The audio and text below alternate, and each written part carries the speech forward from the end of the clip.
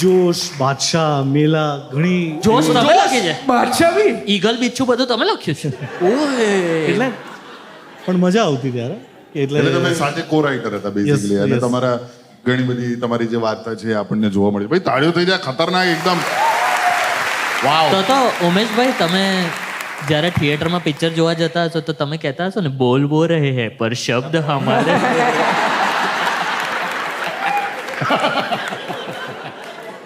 યાર એક વસ્તુ છે કે ઘણા બધા લોકો લવારી શોની આ મજા છે કે ઘણા બધા લોકો અમુક ગેસ્ટને જોઈને એકદમ સ્તબ્ધ થઈ જાય છે. અરે આ વ્યક્તિ ગુજરાતી છે, અરે અમને આ કામ કર્યું છે, અમને આ ગાયું છે, અમને આ ડિરેક્ટ કર્યું છે.